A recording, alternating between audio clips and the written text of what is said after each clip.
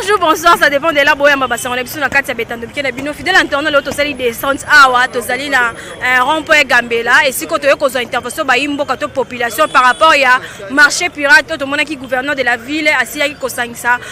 ba bourgmestre na ba chef de quartier pour na kosola ba pour na makambetali marché pirate pour l'embetali ba garage pirate na makambu ya ba vente ya ba mai ya sachet. Bino moko je crois bien beaucoup yo ka ba intervention ba imbo ka to pe ba population ndenge ba pesa point de vue na bango ndenge bayambi basango wana bon continuez vraiment à la brancher la carte tindika bo partager bo liker suivez vraiment les images ba remerciement nanga na ba boss nanga papi qui est na refrain qui sont sans oublier mon vieux Luka c'est Jésus na carte à Londres la boss santé mama Jenda ya Kambe futur député na 2023 ba action ezolo bakaka donc bon continuez ko zala pour na biso sans oublier mon vieux Doudou Kandolo na Canada merci na Biumbu merci na Mike Bizaye dedans suivez vraiment les images on est ensemble.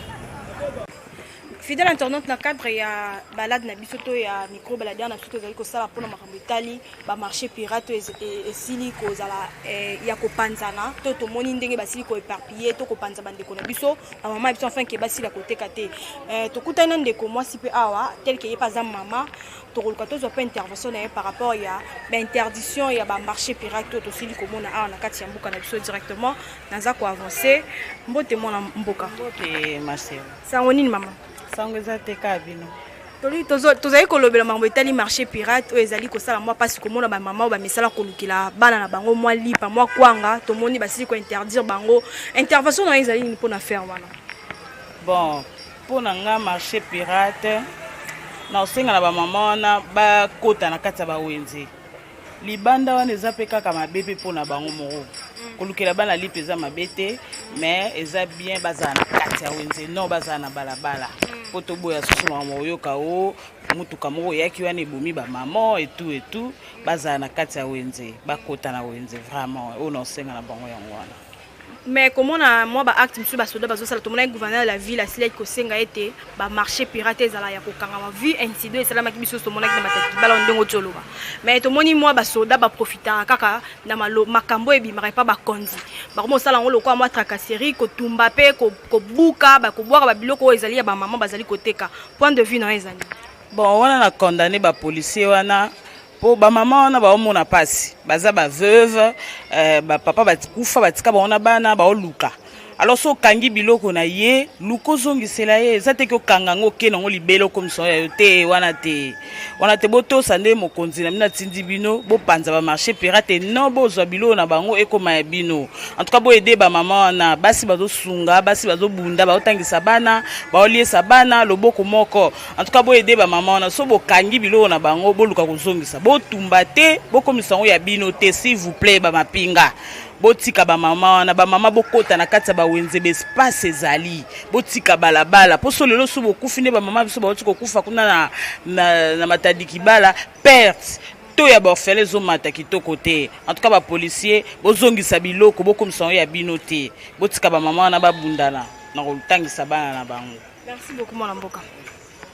Fidèle internaute nous tozotambola toujours na cadre ya balade na biso pona kolakisa bino mai mazali koleka na mboka na biso tosolana bino se makambo ezali koleka awa tomoni ba marché pirate ni bazali kopekisa bazali kopanza bazali kopekisa bandeko na ba mama na biso enfin ke bateka to se croiser awa na coordonnateur ya parlementaire debout ya Funa tozali ne awa to komika tozo pe point de vue na ye to pe réaction na ye par rapport ya ndenge bazali kopanza ba marché o ezali marché pirate et puis na ba garage pirate ba mituka ezali na ba coin e vanda e kufa toyoka kindenge tata ko asile ko pesa ndilisa ite basi la kolongola ngo et puis ba empêcher ba marché pirate to ko pesa directement mbote na coordonnateur mbote mona mboka ouais mbote mama papa langa to ntozo mo intervention par rapport to mona ki tata ko asile ko bengisa ba bourgmestre abengisa ki ba chef de quartier par rapport à makambo etali ba marché pirate intervention no ezali nini pona affaire wana. OK, merci pour la question. D'abord, tolingi tolimbo la malam. Merci ndenge boya. Ndongo lobi coordonnateur ya ba parlementaire de Union ya Funa na kombo ya monsieur Chisanda. Balobi gouverner c'est prévoir. Bomoni makamboleka ki na matadiki bala. Tango gouvernement provincial à l'occurrence il y a monsieur Jatini Ngobila. Tango azopesa instruction marché ya Matadi Kibala balongolango ba mama bazaki kolinga te bazako pousser raison moko que mibali bazana misala te mboka eza malamu te yango totekaka tolesa bana tofutela bandako tout ça jusqu'à tel point ba mama wana bake kobwakela colonel Lili malade ya nzoko babwakele malade ya nzoko po azaki ko exécuter mibeko oyo gouvernement provincial epesi a exécuter lokola chef à la police na Mongafula mais lelo tosukaki wapi tango singa ya SNEL ekatani bato bakomi kopesa mama Lili raison mais sko tina nini oyo babwakelaki mama wana mbasu to bakobwakele nzoko ndenge moko mokonza mboka na souci ya population na ye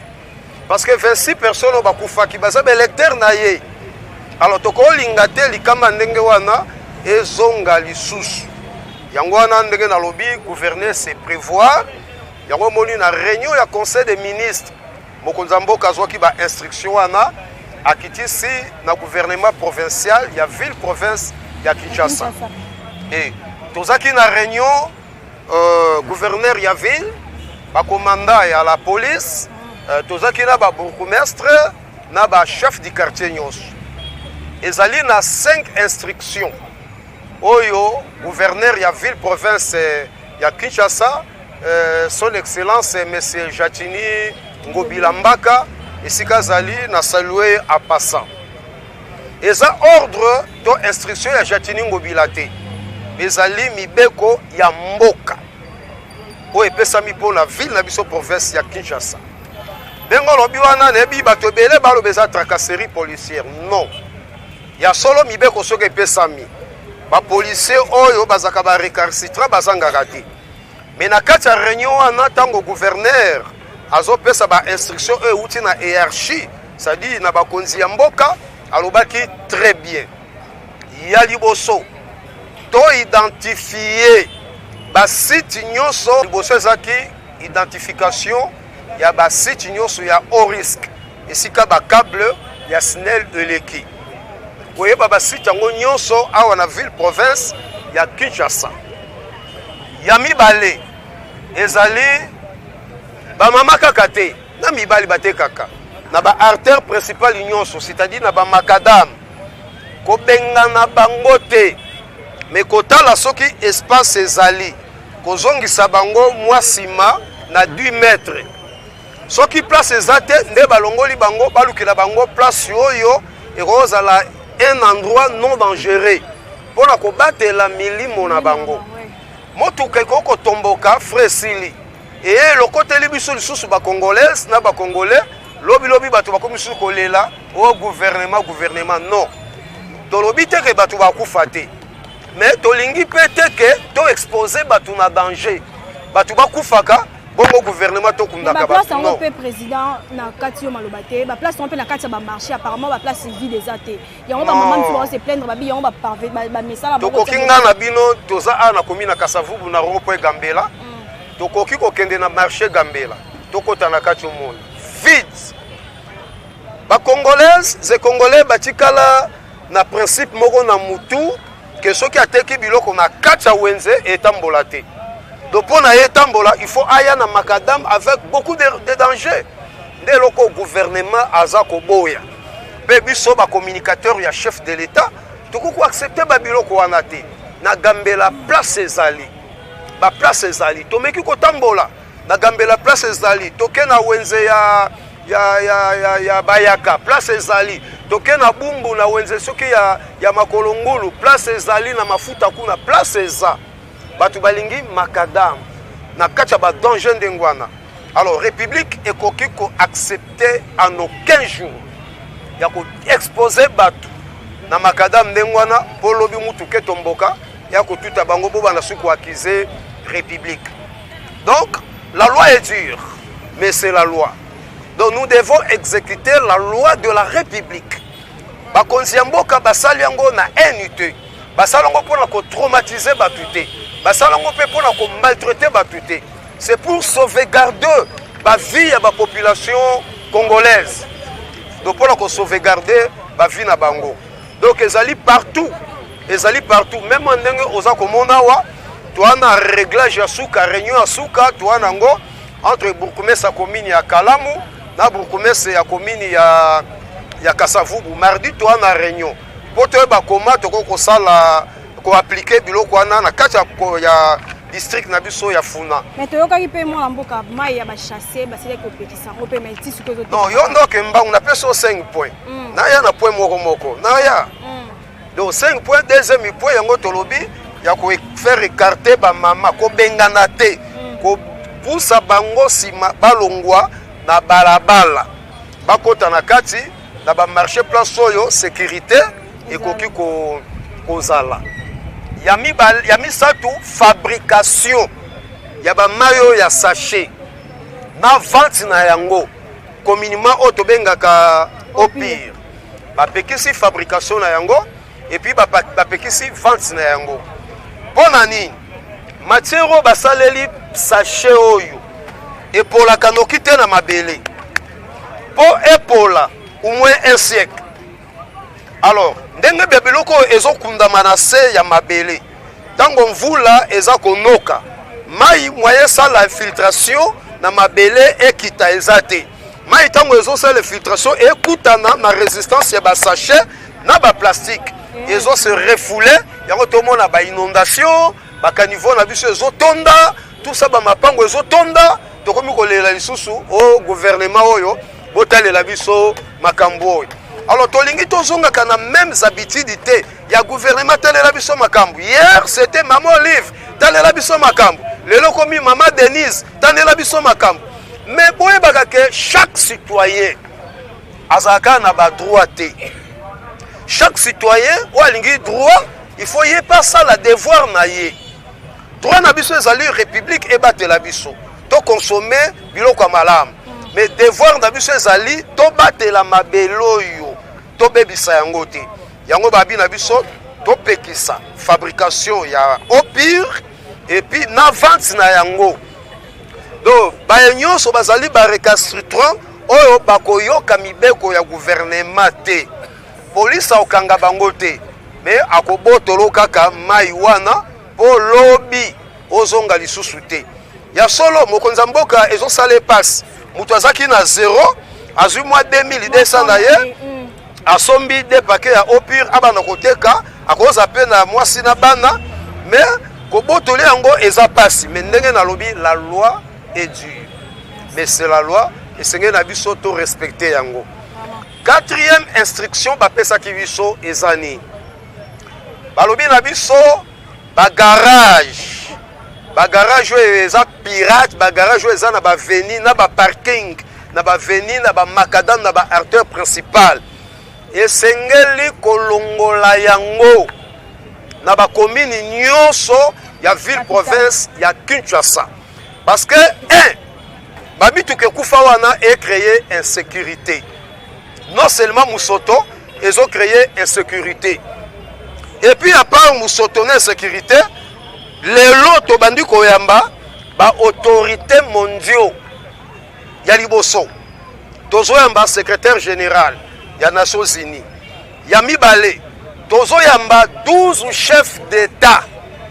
ba pays membres signataires ya mécanisme de suivi des accords cadres ya Addis Abeba plus biso Congo 13 tozoyamba ba chef de l'état mais qu'est-ce que sango esengeli ezala éclairé bopeto esengeli ezala parmi ba raison na insécurité na kozanga bopeto tozoyamba bapaya tokotika te mituka la banzela ndenge tomona na Sendwe. Merci na bourgmestre ya Kalamu tosali musala butu na Sendwe pour ko évacuer ba mituka wana. Ndengo tokosa susu na bourgmestre ya Kasavubu na commandant ya siège ya Kasavubu le colonel Engala si que je salue à passant. Donc il faut tout aider bango, nous sommes des collaborateurs. Et sengeli to aider bango république za ya biso. Donc ba mituka les ont créé insécurité na ndenge moko impossible.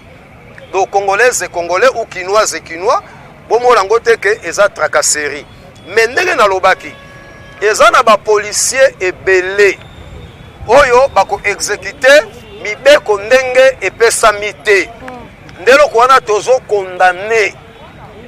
policier oyo tokokanga ye na tracasserie policier oyo tokokanga ye na tracasserie batindi bino te bobotola biloko ya bamama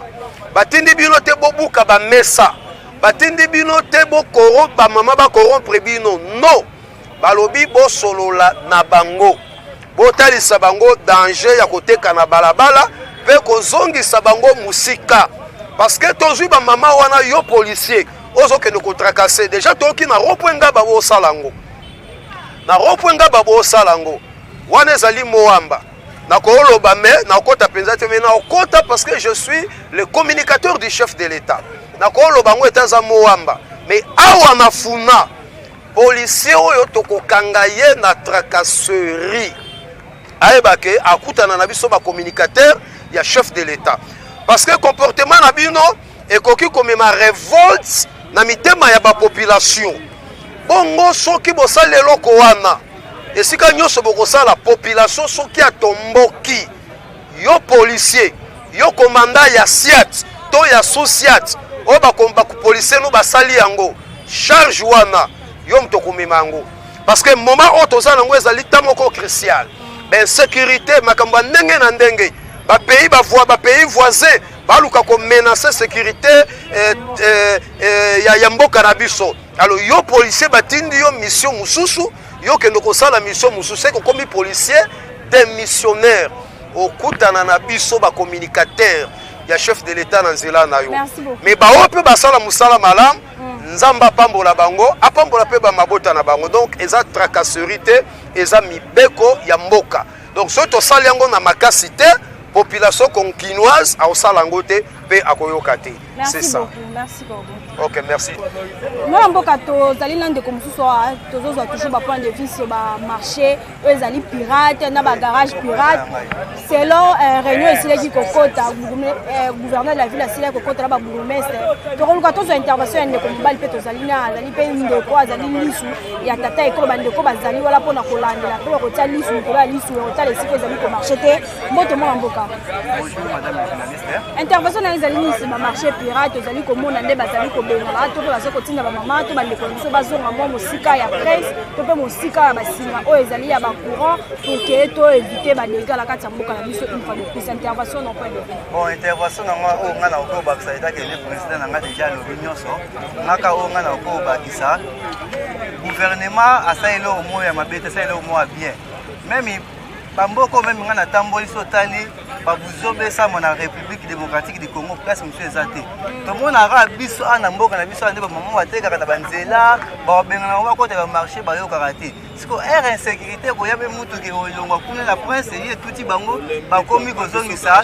gouvernement surtout président na ngai nde mutu amona fati na passe na kofinga mafati mais na sepe na décision oyo eza bien maman na sorte que na presse yoka décision oyo eza bien pe ba soldat na biso la police oyo osala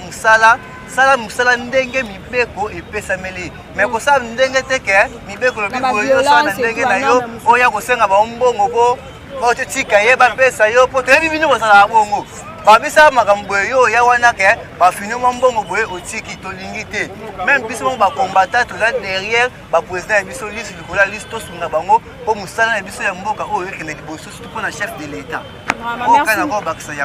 Merci moi. Toza shuna ndeko mususu mobali atozozo point de vue par rapport ya marché pirate ezali ko sala moi passe ezali sujet du jour ya mokolo ya lelo mbote mona mboka. Mbote mama. Tosili ko mona gouvernement ya mboka na biso basili ko tia vraiment mibeko ya kopekisa o etali marché pirate parce que to mona ki incident esala manki na matadi kibala to mona ki ba famille bande na biso basi ba mama na ba frère basili ko perdre vie na bango. Basili ko pekisa bande ko bele bateka na banzela na ba prince ba pekisi pe ba garage o ezali ya pirate afin que mituka ndenge ezala place biso comme causer la insécurité to moni pe ville ya Kinshasa la biso moi ba salité ba chasser to moni basili ko pekisa ngo point de vue na ezali ni tant que yo mona mboka bon point de vue na ngana o etali ba marché pirate na makambo mususu décision au gouverneur a dit eza décision moko ya malamu pona ko battre la population mais nazo tuna boy avant bazwa décision wana est-ce que basi batongeli population wana esika mususu po baba na koteka eloko liboso pona ko bengana eza bien eza décision a bien tokoki obengana pona eza ba mama mususu ka ndenge baza wana bazo débrouiller moke baliaka batangisaka bana na bango na eloko wana eza idée ya bien atanga pe nazo féliciter yango mais avant que basala eloko wana est-ce que gouverneur asa saleli bango tozo exemple mais marché zalit ba marché liberté za ba marché matete na gambela ba marché za ba place za vide mais bandeko maman baza toujours na posa ko avancer pembe na presse non to boité esika oyo ba marché ezali en tout cas bazali vraiment il faut ba beta c'était bato bakota na kati ya wenze ça c'est bien mais tozo exemple bandeko na biso bazalaka na limité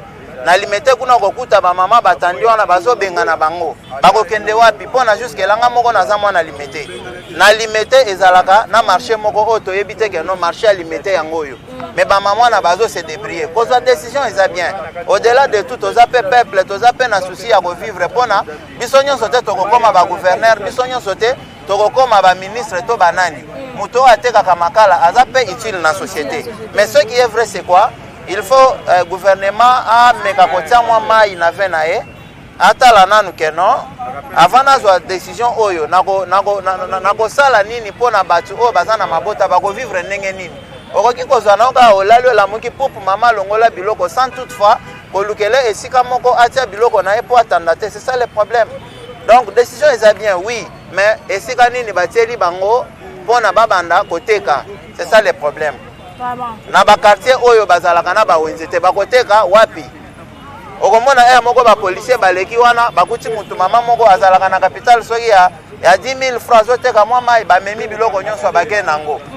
moko sala kabisa pe mbeko bakanga te babuka te ba soda soki ba oyo bakosa ba poussa ba repousser bango juste ah non donc so ipona ko repousser en tout cas eza bien mais ce qui est vrai esika o ba wenzeza te l'état aza l'état aluka ndenge nini ya kosala pe ba wenze pona ba quartier oyo ezangaka wenze batia bango bateka en tout cas décision eza bien eza capital eza visibilité ya mboka il faut ezala propre en tout cas eza bien mais avant bazwa yango batia pe makanisi keno peuple pe baza na posa ko vivre balukela bango bisika moko normal approprié donc oyo bakoki pe koteka ezala na makambo te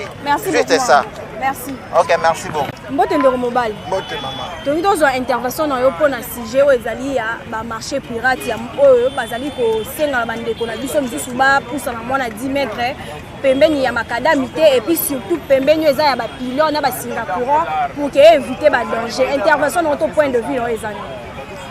merci beaucoup pour la question intervention na ngeza boy idée au bazui be makanisi ba loi eza malamu mais application na yango nde mutu ebomaka bokoki kozwa nani bokoki kozwa nini loi moko te boye sans bokelango bagade vous na eza nini mama na to bolongo bobi ateka na point cité oui bo ba téléphone na danger mais bokotia ye wapi bakoto bolo baba wendeza vie des exemples biso ba cité biso gambela bongo bo bazane exemple na maloka bao bazane na limité bazao bazane na nini tozine na gombe ne na gombe wenzi moko za la raté ba mama na bazala kaka sauter tout autour à boulevard ou ba petit boulevard bon ba ça siko tombo ki bolongo ba il faut boluka ta point moko il s'agit ya osomba ta lipango moko na l'état na mbongo comme takoka la l'état bo somba ta de mapango mona lwa na o wendeza te bo kele bango wenze bobi bino nyoso batakoto bote ya mi bene te bataba garage bobi que oui bataba garage ba sabaleza te bien ba ba bataba tuka o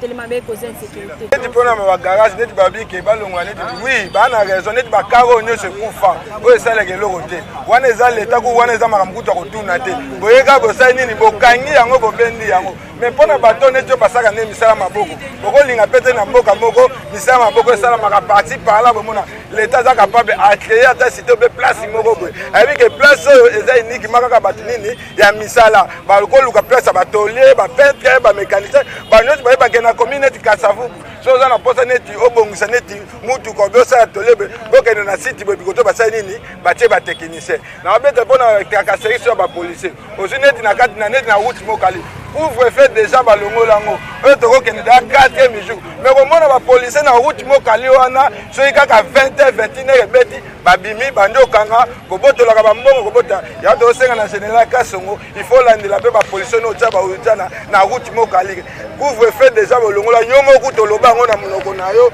na ministre information na muye me bolobi yango mais bapolisier no jour wana bayokaka te na paradi pe na ebite soki pe boyebiseki bango ke couvre-feu de sila bango tisiko na baparti mosusu soki neti na mokali awa bazosala yango bona baparti mosusu na baprovince mosusu eza te seke eza grave yango tozosenga na général Kasongo landela mpe bapolisier na mpona couvre-feu déjà elonga batika kotakasa population to botakasa population eza lokola bolodiministre Félix Chance mpo population bato bavote Félix bango wana bato bino ozoyo olingo obengane mabe ozobuka mesa nde na ndenge mabe ozokanga ye na ndenge mabe oboteli mbongo ne ya ota wana bapolisier nani oyo ya Félix sikoyo na 2020 avote subeti wana sikoyo bozobebisa nde Félix Cop ya tosenga na Kasongo te ya bapolisier nao. Merci mon mboka.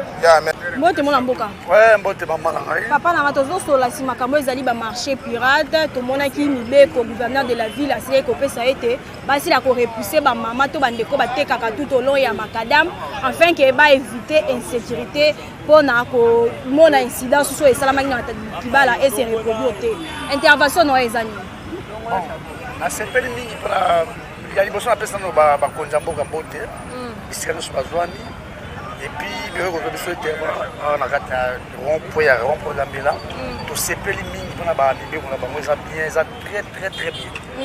Bon, Gambo Obande, tout à l'heure, non, tracasserie les qui. Et les alliés, bah, soudain, bah, sous souvent, bah, ça va, bah, oyo, place oyo, bâtiment bangoté. Nanga ina bakisaka kalika mususu ke, bah, OSC public, bah, OSC, oh, bah, konja mboko basali la biso. Netinga la toilette publique. Oui, batora bakota ka bango te. Et comment va kota ngo faut futa mbongo. Soko yena gambela mbangu te, oyo osala petit besoin na kata kata pilote na o l'attaquer. Mais yango to ngato ba kondike. Même na ba rond-point, soko tali yo moko wala miso ko mona ke salité za toujours pas. Puis si gade so wana ezali oyo ezaki il fait la rond-point qui poinza. Oyo pe fait la rond-point gambela pe za propre ba carreau de renou complet. Bon, pour les saletés, voilà, et ça la bienté. Bien présent pour le bataille, bien sûr. Mais il faut tellement la paix qui nous peut tout le monde est qui ont déjà marche. Le bani m'a contrôle des athées. Contrôle des athées. N'a pas que ça des un plus. Pour yango faut pas le barayango. Surtout pas le barayango, au moins la game, on m'a montré tout le temps pour la bien. Merci beaucoup. Vraiment dans ces pays limite na bino na pese ba mbote na bande kono so bazali et puis bala de la dosso bien ils ont rodé des kamako kanga moto ils ont des kamako te mais la moto pour comprendre oyo bazol banaye. Merci vraiment. Ndeko mobali mbote. Oui mbote maman. Tolingi to so point de vue non par rapport ya ba garage pirate ezali ba mituka ba parking eza ba mituka o ese kufa. Tomona ki gouverneur de la ville bazwa ki mokano ya ko bomato ya ko pekisa ba garage pirate et puis ba marché pirate afin que ba maman ba tekaka to bandeko ba tekaka tout au long ya prince ba se repousser moi musika pour que ba éviter ba incident o ici la ko salama. Point de vue no ezani ni pour na faire wana. Oui, merci madame pour la question.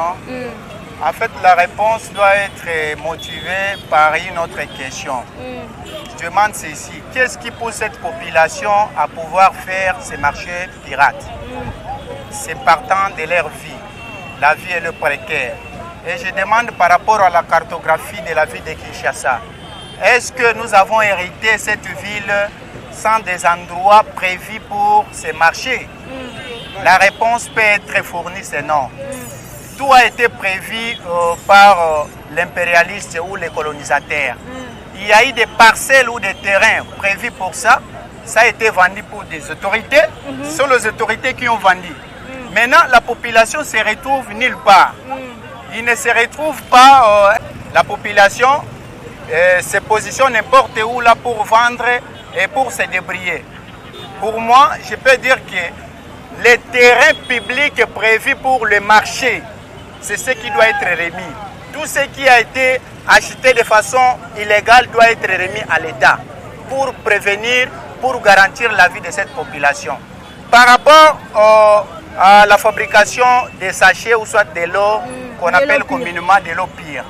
pour moi je peux dire que interdire les gens c'est trop fort, mais plutôt chercher d'autres mesures qu'on peut dire palliatives, c'est-à-dire de prendre la sachet en plastique, varier ça à des matières biodégradables. Au moins c'est mieux. Parce que cette population, si vous regardez bien, ce sont des responsables qui se prennent en charge. Et seulement si vous prenez la rigueur de la loi, d'étouffer ça carrément, ça risque d'empermer cette population. À mon avis, il faut varier, suggérer à des entreprises de la fabrication d'utiliser des matières biogradables. C'est ce que nous avons vécu. Moi, je suis licencié, j'ai des expériences par rapport au Rwanda. Moi-même, on m'a intercepté à la frontière pour passer seulement avec des sachets où c'était des habits neufs. Qu'est-ce qui était à la base de ça? C'est par rapport à la rigueur. Au garage pirate, moi, je peux dire qu'il faut toujours orienter. Tout ça doit rentrer à la case du départ de ma question. Où des terrains publics doivent être prévus pour ça. Ça a été prévu bien avant. Il faut remettre tout ça à la population parce que c'est leur jouissance, c'est leur droit de réjouissance. Merci. Oui, le fait de l'étouffer, moi je trouve que c'est inopportun. Sinon cette décision elle est bonne, mais il faut... Mbote maman. Mbote papa. Tomoni bazopekisa bino ba maman bozali koteka mai to bandeko bazoteka mai par rapport na ngonde ezosala moi ba inondation ezosala na kati ya mboka na biso. Point de vue na ezali lelo no seka la chef de l'état pour na bino bato bozoteka mai. Merci pour la liloba pesinga. Pour la ngai namoni nde na koloba te po nde na yoki deje ko oyo etungisi ngai. O mwana chimwana nga o awoti banda yitoki mosi. Aye après kozwaka biloko akolia. Papa ba banda kufa ko ba ke 5 ans ngo. De na komaka ko bokola bango kana mama mboka ne omaka mwa musaka ya mai ye na teki saleli wenza kenda. Sikoyo bapekisa biso tika kosala mosala oseza mosala nini oyo tokoki kosala mpo tomwa mosala tokosala te ekopesa chef de l'état to gouverneur de la ville mpona bato basi kopesa motindo wana antoine nayebi te soki bakoki kobongisa nini mpona biso soki bakoki kozwa mesure nini me bakanisa nanu bien fo bazwa badécision oyo bakanisa bien batala mpe ke towana mabota toza mpe amingi mpe bayebi mpe mingi pe totanga pe te mingi pe totanga mingi pe totanga te oke mosusu otalake bona age oyo yanga nakomi boye nayebi biki te nayebi na osala mosala nini akoyisami kaka na mosala oyo sikoyo doki mpo na nga kaka leta nde ameka nanu kokanisa nanu bien afa bana kozwa na badécision mpo na kopanza biso babiloko osala biso mabe mpo tozala mpe na kimia po biso tobangaka mpe bango me totala mo mpe balembiseli biso mosinga totalake baza mpe bato bazokanisa bayokoya na biso na mawa toyoki poesa ndenge alobi wi aza papa fa loba me bakanisa nanu bien nanu ava kozwa nanu décision mpona biso telati mwana abuti banaki toki mosi to transport po ya po zongo esenga so transport ko nga funa lala ana wenze kolobi na tongo na bandi ya suko teka siko makamba boye ase mpona ye leta na biso azwi nini mokonzi na biso akanisi nini mpona biso na makambo. Merci beaucoup. Merci. Précieuse. Précieuse. Oui. Merci.